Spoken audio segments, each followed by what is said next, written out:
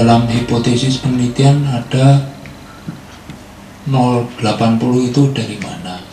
Nah tadi coba lihat di slide yang judulnya pilihan effect size minimum.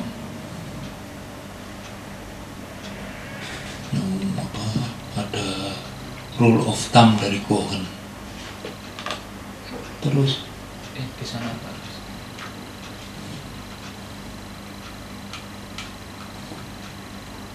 Nah ini ya, Anda boleh saja pakai patokan yang lain. Jadi si peneliti yang menentukan yang Anda anggap bermakna atau yang berarti itu apa. Misalnya kalau Anda menghitung odds ratio, Anda memilih odds ratio minimumnya 5 misalnya, boleh saja. Atau memilih odds ratio minimum 1 misalnya, banyak yang menggunakan 1. Tapi bagi pembaca melihat, wah ini kok terlalu ringan, terlalu mudah untuk dicapai. Padahal intervensinya menyangkut hidup dan mati, harusnya lebih ketat lagi. Jadi jawabannya ya peneliti yang menentukan. Ini sekedar rule of thumb dari Cohen. Kok ada istilah thumb kan jempol. Jadi dulu sejarahnya untuk mencambuk seorang istri yang membandel pakai tongkat yang diameternya sediameter ibu jari. Itu peraturannya atau undang-undangnya. Jadi dengan tongkat yang diameternya seperti sebesar ibu jari itu si istri ini dicambuk. Nah setelah itu rule of thumb ini dipakai untuk ya aturan yang kalau ditanya dari mana ya kira-kira gitu. Kalau di klinik misalnya rule of thumb kapan pasien perlu ditransfusi, kalau HB-nya berapa? 0,12 apa? Di bawah 10. Tapi kalau ditelusuri sebenarnya dari mana ini 0,10 apa 10 apa 8 ini. Karena ada yang sampai lebih rendah lagi ya tetap tidak perlu ditransfusi. Nah transfusi juga ada risikonya. Jadi sekali lagi itu si peneliti yang menentukan, tapi nanti yang membaca disertasi atau laporan Anda menilai ini sebenarnya penelitiannya bermutu atau tidak, valid atau tidak. Ini semua pilihan. Jadi waktu merancang ini memilih mulai dari memilih instrumen untuk mengukur, memilih orang-orang yang mengukur itu dilatih atau tidak, diseleksi secara ketat atau tidak.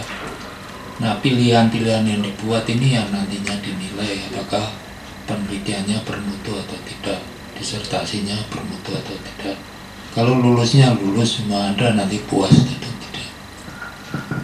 Ada pertanyaan yang lain?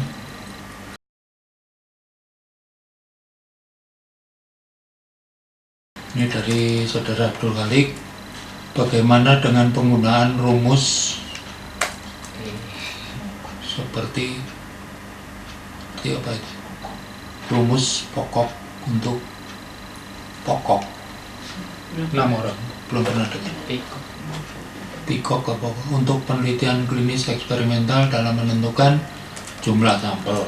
Nah ini kok pakai istilah jumlah sampel? Jumlah sampelnya 1, ya boleh saja saudara punya beberapa sampel. Atau pengertian misalnya sampel air dari kolam renang, nah, diambil 100 mangkok bisa saja. Jadi maksudnya besar sampel. Jadi besar untuk menentukan besar sampel bisa saja memakai rumus. Tapi nanti akhirnya kan saudara menghitung confidence intervalnya. Jadi kalau sampelnya kurang besar atau kecil, confidence intervalnya lebar. Kalau ingin mempersempit confidence interval kepastian atau keyakinan, ya jumlah atau besar sampelnya diperbesar. Sampelnya jumlahnya 1, tapi isinya berapa unit analisis.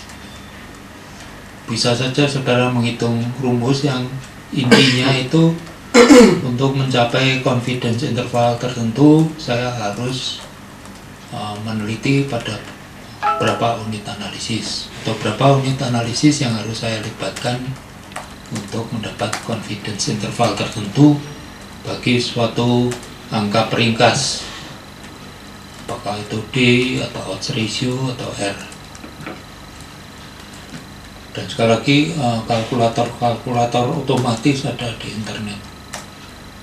Saudara Gonggo, apabila jumlah kriteria lebih dari satu, apakah dalam rancangan pengolahan data ditambahkan dalam kolom berikutnya, mohon alasan, bisa digabung dalam satu tabel lalu dengan berbagai kolom, bisa dilihat. Jadi di spreadsheet misalnya sebelah kiri unit-unit analisis, terus sebelah kanan di Excel itu ya variabel-variabelnya ya memang begitu. Tapi kalau dilampirkan spreadsheet di disertasi ya tergantung pembimbing Anda boleh atau tidak. Kalau dimasukkan dalam teks ya mungkin yang sedang dibahas itu saja kolom-kolomnya, atau tidak perlu dilampirkan, sudah dideskripsikan. Kemudian Saudari Ana Setiorini, software yang digunakan untuk pengolahan data harus sesuai yang ditetapkan oleh program ini atau bebas. Ya terserah saudara. Kalau data, sekali lagi, kalau datanya sedikit dan tidak perlu meringkas, ya tidak perlu pakai ilmu statistik, cukup diuraikan saja. Misalnya ada 3 puskesmas yang saudara teliti, ya cerita saja ini 3 puskesmas. Tapi kalau sampai 100 puskesmas datanya banyak ya diringkas, itu pakai statistika peringkas. Nah kalau sekedar 100 ya pakai Minitab atau lebih sederhana lagi, atau lebih sederhana apa tuh, Microstat, itu gampang kali, softwarenya juga kecil. Nah kalau Stata atau SPSS, kalau datanya besar, jumlah variabelnya banyak, unit analisisnya banyak, nah, perlu software yang lebih kuat. Jadi tidak ada keharusan, semua serba pilihan di sini pada waktu mendesain. Copyright. Nah, hati-hati copyright. Ini statanya stata bajakan atau gimana? Hati-hati. Anda harus beli itu sekitar 12 juta copyrightnya. Dari Saudara Agustina, apakah ada batas minimal jumlah unit analisis yang harus ada untuk mendapatkan hasil? Ya tidak, 1 unit analisis saja bisa.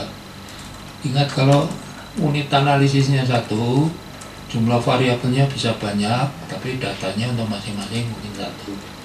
Tapi misalnya 1 variabel tekanan darah tinggi, tekanan darah, tetapi kan dari menit ke menit, dari waktu ke waktu itu kan berubah, itu kan variasi juga. Jadi itu semua lihat kembali ke hipotesisnya, hipotesis lihat lagi ke masalah penelitiannya. Tidak ada minimal jumlah unit analisis, semua di tangan saudara. Nah, nanti bisa bertanya atau berkomentar lebih lanjut. Sekarang kita minta Bu Dati untuk memberi pengarah. Saya kira saya ingin menggarisbawahi apa yang sudah disampaikan oleh Dr. Rossi, bahwa pembuatan hipotesis yaitu berdampak sampai dengan ke akhirnya. Makanya waktu kita membuat hipotesis benar-benar sudah dipikirkan, karena itu yang menentukan nanti pengolahan datanya seperti apa. Kemudian juga penentuan sampel, dan tadi yang sudah disampaikan juga mengenai kemanaan, baik itu rule of thumb dari Cohen maupun power of study juga itu menentukan nanti bagaimana kita melihat hasil pengolahan data.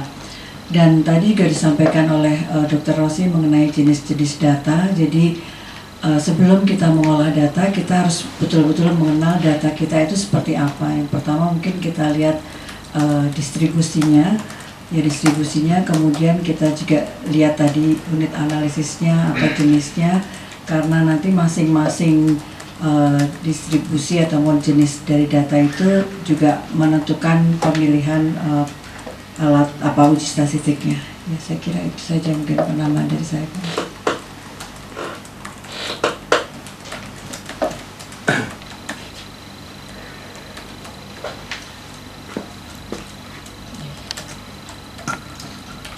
Ya, kami buka sesi pertanyaan kedua. Silakan Bapak Ibu jika ingin bertanya dapat melalui suara maupun teks.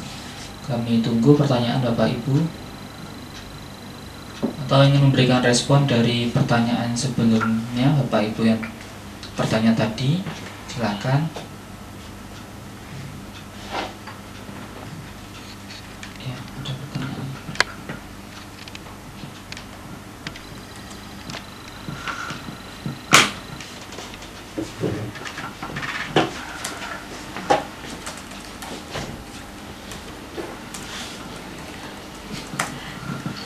Kalau penelitian eksperimental di laboratorium itu memang tidak ada cut-off point berapa besar sampelnya. Ya, jadi ada beberapa case yang hanya dengan 6 sampel saja sudah bisa dilaporkan ya. Tapi ada beberapa case kalau memang sesuai dengan apa yang kita ketahui bahwa untuk melihat apakah distribusinya normal atau tidak, kita membutuhkan sampel minimal 30, ya mungkin 30 lebih baik. Jadi itu yang saya tahu buat untuk penelitian di laboratorium eksperimental dengan hewan coba itu memang tidak ada patokan yang pasti berapa ya, tergantung kebutuhan masing-masing dari tujuan penelitiannya. Pak Rasul. Mungkin kita kembali ke gambar tadi mengenai data point. Slide-nya bisa dilihat lagi. Nah, ini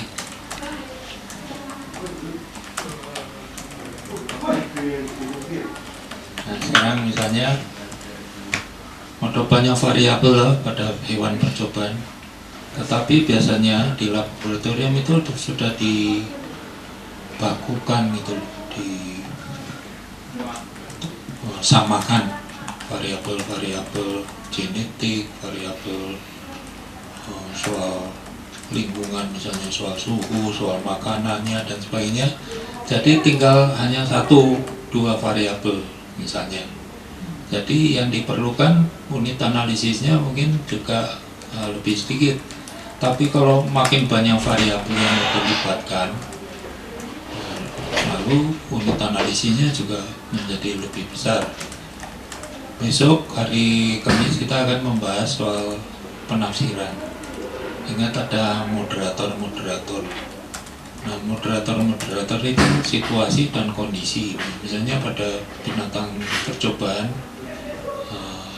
kondisinya, jadi ciri-ciri dari binatang itu sudah disamakan semua, dibuat baku. Misalnya kelinci percobaan itu sudah terseleksi gitu, atau bukan kelinci apalagi marmut atau apa. Nah, itu sudah dikurangi variasinya. Atau kalau manusia juga mungkin sudah diperketat inclusion kriteria. Tapi waktu dipasarkan untuk obat di masyarakat luas, variabelnya lebih banyak lagi. Nah, ini kalau semua variabel mau ikut diperhitungkan supaya bisa dilihat variasinya dengan berbagai kombinasi, dengan sendirinya jumlah unit analisisnya juga diperbesar. Nah, korelasi yang kita hitung tadi dikatakan bahwa angka peringkas yang dipakai untuk menguji hipotesis itu koefisien korelasi, bisa R, bisa OR, atau yang lain-lain, atau selisih min atau selisih proporsi. Jadi berapa yang dibutuhkan untuk melihat ada hubungan antara prediktor atau intervensi pada hewan percobaan dan outcome-nya. Nah, sebenarnya yang ingin dilihat itu kovariasi. Misalnya kita hanya punya 2 hewan. Jadi kalau pada satu variabel itu meningkat, dan kalau hipotesisnya hubungannya positif, apakah pada variabel yang satu pada outcome-nya juga meningkat. Kalau hubungannya negatif, prediktornya naik, kriterianya apakah turun. Ini pada satu hewan. Terus dilihat pada hewan kedua, apa juga demikian polanya. Kalau studi kasus, misalnya satu kasus, apakah mengikuti pola itu? Hipotesisnya mengatakan kalau prediktor naik, kriterianya juga naik, atau kalau prediktornya tinggi, kriterianya juga tinggi. Nah, pada satu kasus itu, apakah mengikuti pola itu? Lalu kita tambah satu hewan lagi atau satu kasus. Nah, misalnya tidak mengikuti pola itu, tambah lagi satu kasus. Nah, lalu kita buat diagram Hambur, misalnya titik-titik. Kalau mengikuti pola semua kan makin merapat, makin sepakat ya. Tapi kalau menyebar kemana-mana, kita lihat namanya kovariasinya rendah atau hubungannya rendah. Ini masalah melibatkan berapa banyak variabel. Kembali ke pertanyaan Ibu, berapa jumlah hewan percobaan? Nah, hewan percobaannya itu apa? Apakah banyak variabel sudah disamakan?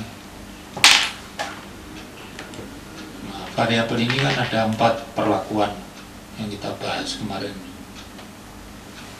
Si peneliti bisa mengamati, bisa mengintervensi, memanipulasi, bisa mengendalikan, bisa mengabaikan.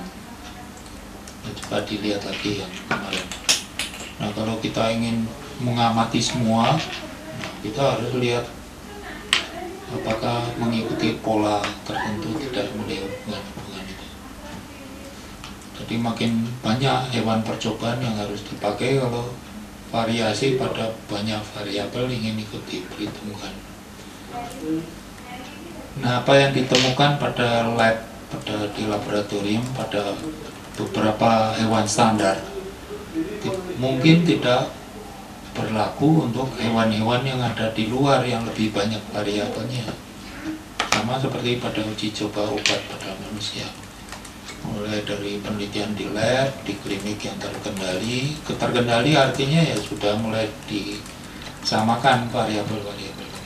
Terus makin dilepas, makin banyak variabel di rumah sakit umum. Kemudian di masyarakat, kadang-kadang di masyarakat kok tidak begitu hubungannya. Obatnya bisa ditarik kembali karena tidak memperhitungkan pengaruh dari variabel-variabel lain. Nah, kembali lagi nanti mengenai jumlah unit analisis, dilihat apakah confidence intervalnya menyempit atau tidak.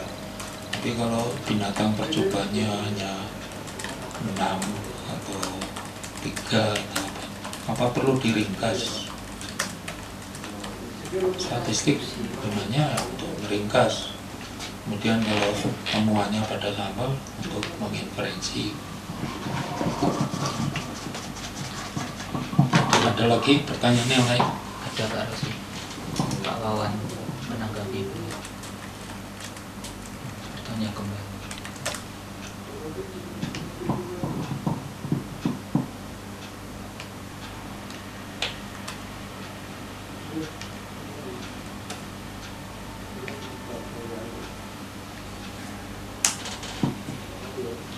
Ini pertanyaan dari Pak Wawan, kalau jenis penelitian hubungan atau pengaruh ada hipotesis, kalau penelitian deskriptif apakah ada hipotesis juga? Ya, kalau penelitian itu deskriptif artinya kita mengeksplorasi, bisa tidak ada atau tidak perlu hipotesis ya. Malah mungkin kita dengan melakukan penelitian yang deskriptif itu kita bisa memunculkan hipotesis-hipotesis baru untuk penelitian selanjutnya. Saya kira gitu jawaban saya. Pak Rosi menambahkan. Atau kadang-kala penelitian seperti systematic review pun, walaupun itu berbentuk systematic review, juga bisa menghasilkan hipotesis-hipotesis baru untuk penelitian selanjutnya. Tapi untuk systematic review itu biasanya kita sudah punya gambaran atau sudah punya hipotesis hasil yang akan kita uji. Ya. Ya, ini misalnya kita buat contoh ya. Misalnya saya ingin mendeskripsi mahasiswa kedokteran FKUGM. Nah, misalnya saya ingin tahu berat badan, tinggi badan, IPK dan sebagainya.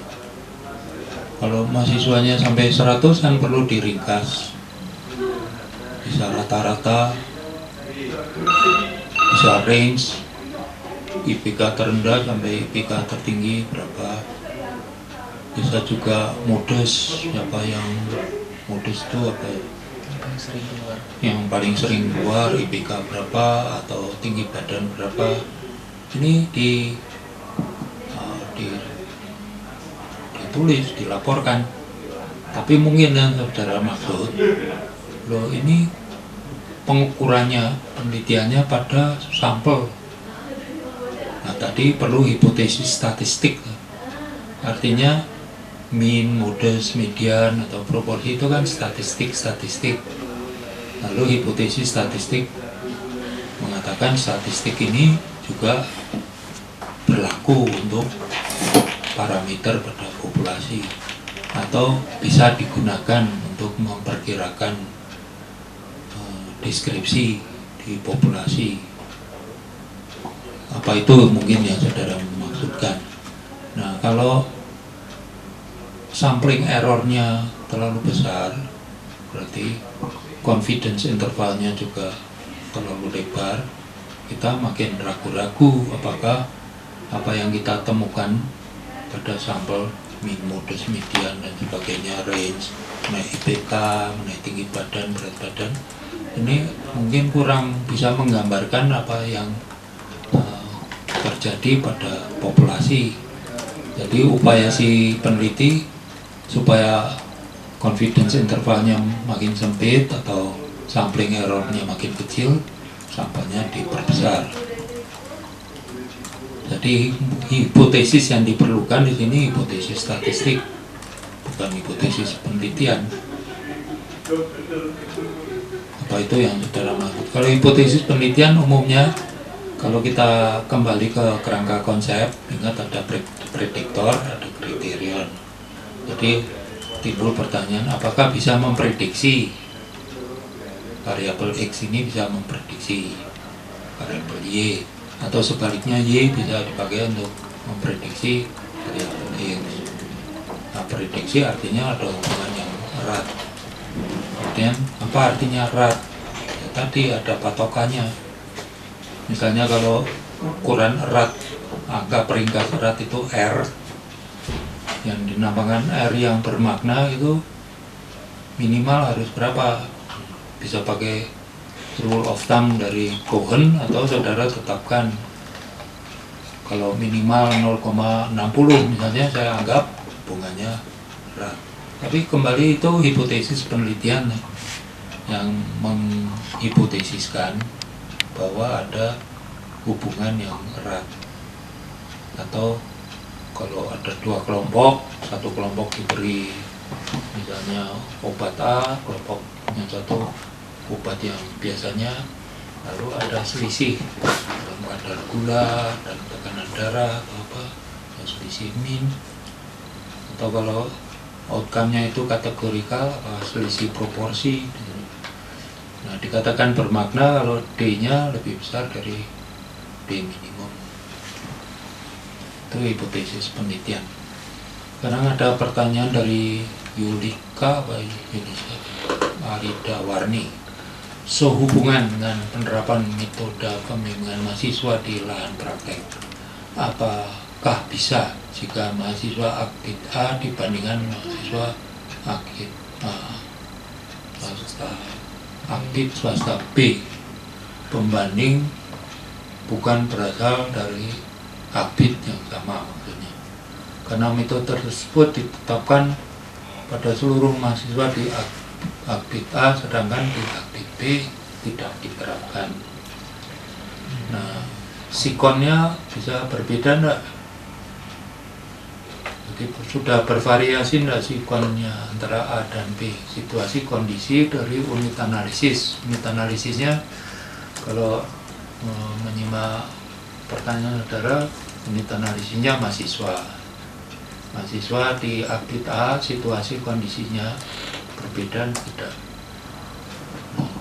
Kalau saudara mengatakan sudah setara, misalnya kapasitas, kompetensi dosen-dosennya setara, apalagi fasilitasnya sudah setara, sudah di variabel-variabel sikonnya sudah disamakan. Nah, kalau berbeda, apa yang bisa menjelaskan adanya perbedaan itu? Apakah perbedaannya itu karena metode pengajarannya yang berbeda atau karena sikonnya yang berbeda? Jadi memilih Akbit A dan Akbit B itu kalau bisa yang setara.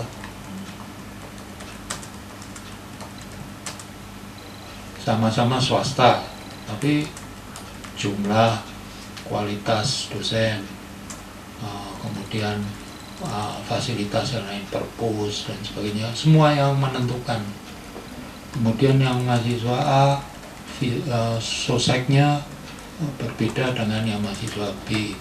Ini sudah menjadi itu hipotesis tandingan nanti. Ini bukan karena perbedaan dalam penerapan metode bimbingan, tapi karena perbedaan dalam sikon. Jadi menjawab pertanyaan saudara, apakah Akbit A dan B ini sudah setara? Idealnya memang seperti yang saudara sebutkan, dari satu Akbit lalu dibagi secara acak, ditempatkan secara acak dua kelompok. Kelompok satu diberi metode bimbingan inovatif, kelompok yang pembanding ini metode bimbingan yang biasanya atau metode bimbingan metode lain. Nah, itu kita sudah menyetarakan melalui penempatan secara acak. Yang menjadi masalah ini bukan sikon yang spesifik, tapi situasi kondisi yang tidak spesifik, yang diakibatkan oleh cara pengukuran, alat ukur, dan dari Rabu kita bicarakan itu mengenai variabel-variabel confounding. Nah, hanya dengan penempatan secara acak kita bisa menyetarakan variabel-variabel confounding ini. Nah, apa yang saudara lakukan atau yang biasanya dilakukan, membandingkan mahasiswa dari dua institusi yang berbeda. Pertanyaannya ya seperti tadi, apakah dua institusi ini setara dalam hal variabel-variabel sikon? Tapi yang masih menghantui itu ada variabel-variabel situasi kondisi yang non spesifik, yang kita sebut confounding, merancu apa? Merancu interpretasi hubungan antara metode bimbingan dan outcome-nya. Outcome-nya kan nanti apakah ujian akhir atau ujian blok atau apa namanya. Ada pertanyaan lain lagi atau belum?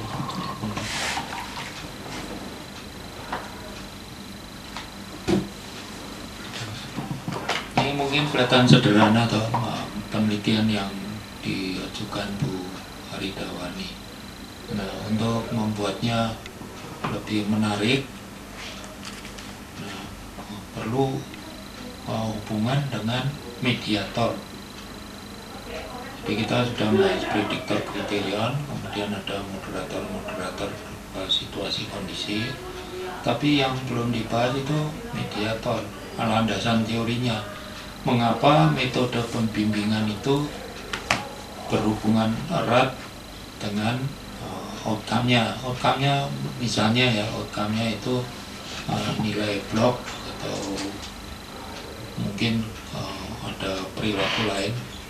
motivasi untuk belajar dan sebagainya. Nah, landasan teorinya apa? Jadi banyak perguruan tinggi sekedar ikut-ikutan PBL misalnya atau Skills Lab. Tapi kalau ditanya landasan teorinya apa? Kenapa Anda pakai PBL? Jadi perlu dijawab itu oleh mahasiswa S3. Kalau sekedar uji coba suatu metode bimbingan semua bisa, mahasiswa S2, S1 bisa. Tapi untuk menjelaskan mengapa suatu metode bimbingan itu diduga, dihipotesiskan lebih efikasius dibandingkan metode bimbingan yang lain.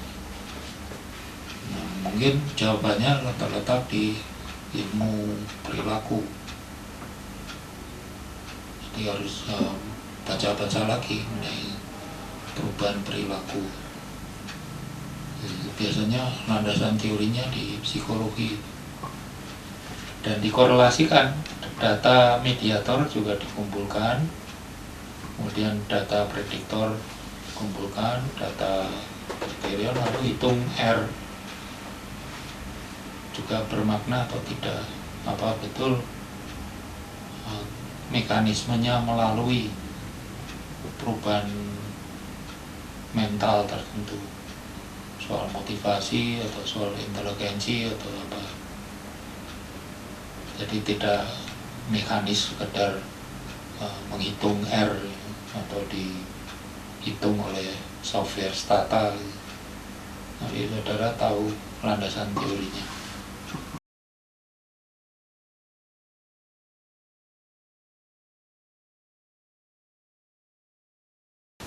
Saya ingin sedikit menggambarkan, kalau di bab 2 kita akhiri dengan kerangka konsep dan hipotesis. Kemudian nanti di bab 4 disertasi ada hasil penelitian, ada kesimpulan, ada rekomendasi. Nah, apa yang terjadi antara dua titik ini? Jadi antara hipotesis dengan kesimpulan penelitian. Yang kita harapkan kesimpulan penelitian ini masuk akal ya. Jadi kesimpulan kita apakah hipotesis penelitian didukung atau tidak oleh hasil penelitian masuk akal. Kalau tadi kerangka konsepnya valid, rancangannya kuat, metodenya juga valid, dan pelaksanaannya juga seksama ya. Nah, urut-urutannya dalam perjalanan itu kan mengumpulkan data, setelah itu mengolah data, lalu menafsirkan. Waktu mengumpulkan data, kita upayakan alatnya atau caranya valid. Kemudian penggunaan cara atau alat yang valid ini harus konsisten. Kemudian subjek yang memiliki datanya juga tepat. Kadang-kadang kurang tepat subjeknya. Jadi 3 syarat itu. Jadi ini bisa diperiksa oleh pembimbing atau oleh pembaca, valid tidak alatnya, caranya, penggunaannya konsisten tidak, subjeknya tepat atau tidak. Itu semua saudara tulis, ada petunjuknya dulu. Kalau di birokrasi kan ada juklak, juknis. Tapi di penelitian ada petunjuknya, kemudian ada prosedur atau metode. Metode itu artinya kan mengikuti jalan, bodos itu jalan atau perjalanan, perjalanannya melaksanakan memilih alat atau membuat alat yang valid bagaimana. Misalnya kalau saudara menggunakan kuesioner yang sudah ada dari luar negeri, masih bahasa asing, perjalanannya bagaimana, prosedurnya bagaimana supaya alat ini valid. Pertama harus diterjemahkan, lalu diperiksa oleh pembaca dan pembimbing. Ini penerjemahnya siapa, berapa orang. Kalau penerjemahnya cuma 1, kemudian yang menerjemahkan dari misalnya kursus bahasa Inggris, sedangkan kuesionernya mengenai misalnya kompetensi kompetensi atau mengenai kepuasan mahasiswa tentang lingkungannya. Jadi pembaca atau pembimbing kurang yakin ini valid atau tidak. Jadi memang orangnya memahami bahasa yang diterjemahkan dan bahasa yang kemana itu diterjemahkan, juga kemampuan atau pengetahuan si penerjemah itu tentang bidang ilmunya, dan jumlahnya juga karena harus cross check. Kalau ada ketidaksepakatan antara dua penerjemah, apa yang dilakukan? Ini baru alatnya, kemudian setelah diterjemahkan dengan baik, diuji coba, bisa dipahami oleh subjek penelitian yang memiliki data. Uji cobanya berkali-kali, modifikasi terus sampai alat yang terakhir ini betul-betul bisa dipahami. Sudah selesai, lalu survei dimulai pada 1000 mahasiswa. Berarti perlu merekrut mungkin 10 pewawancara atau lebih. Nah, 10 pewawancara ini konsisten dan baku tidak. Jadi harus direkrut dulu, ada kriteria seleksi, kemudian di training dulu, setelah itu disupervisi karena ada pewawancara yang curang, ada yang cuma mengisi sendiri atau asal-asalan. Jadi harus baku, konsisten, dan ini bisa dicek konsistensi ini, konsistensi di dalam dirinya dan konsistensi antar pewawancara. Nah, kalau alat ukurnya atau cara mengukurnya itu sifatnya fisik, misalnya mengukur tekanan darah, mengukur kadar ini, kadar itu, bisa dicek dengan standar emas, misalnya hasil pengukuran dengan alat atau cara yang lebih pasti. Jadi ada rujukannya. Kemudian subjek yang diteliti ini sudah tepat tidak, dan seterusnya. Ini mengenai pengumpulan data yang kita bahas minggu yang lalu. Hari ini kita bahas mengenai pengolahan data.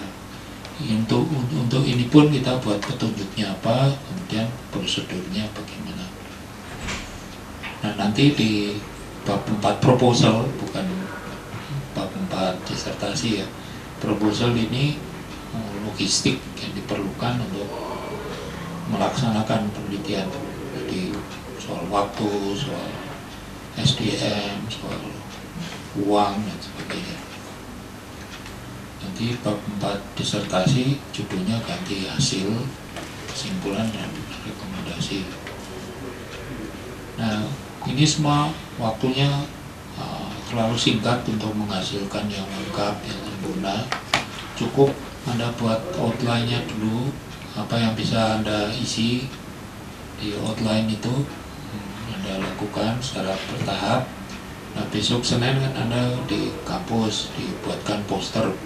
Yang namanya poster juga serba singkat, tapi pembimbing, calon pembimbing semua sudah bisa melihat arahnya, bisa menilai, panitia penerimaan bisa menilai kira-kira arahnya sudah tepat tidak, masih bisa diperbaiki atau tidak. Jadi lakukan apa yang bisa Anda lakukan dalam waktu yang singkat ini. Ini yang kita berikan secara cepat, hanya poin-poinnya saja, prinsip-prinsipnya. Silahkan kalau ada pertanyaan lain lagi.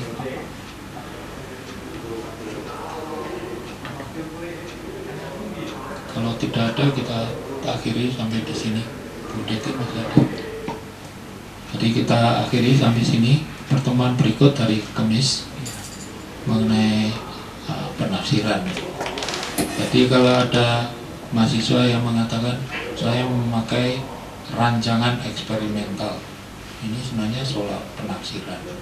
Karena dengan rancangan eksperimental kita bisa mengendalikan banyak variabel-variabel lain, variabel-variabel perancu, sehingga R tadi angka peringkas hubungan atau D itu betul-betul menggambarkan menciptakan hubungan itu, bukan dirancu oleh variabel-variabel lain. Jadi sebenarnya yang namanya rancangan penelitian bukan hanya soal penafsiran, tapi sudah mulai dari pengumpulan data dan pengolahan data. Seringkali rancangan ini sudah goyah pada tahap pengumpulan data, alatnya tidak valid. Sebenarnya tidak ada gunanya membahas tahap-tahap yang berikut karena alat yang dipakai tidak valid. Jadi rancangan itu mencakup tiga-tiganya. Tidak cukup Anda menggunakan rancangan eksperimental atau rancangan cohort atau case control study, dan itu masalah penafsiran. Dan kita tutup sampai di sini. Pertanyaan-pertanyaan bisa juga diajukan melalui email. Kemudian di blog saya juga ada keterangan-keterangan, di website dari S3 juga ada. Sampai jumpa lagi besok hari Kamis. Terima kasih untuk Bu Deti, Mas Ali, dan Mas Irfan.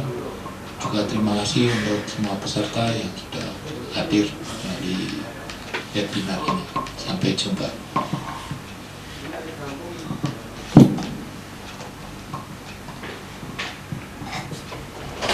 Ya, sesi webinar ke-8 akan segera diakhiri. Terima kasih Bapak Ibu yang sudah berpartisipasi dalam acara webinar hari ini. Kita tunggu kedatangan dan partisipasi Bapak Ibu pada webinar saya selanjutnya.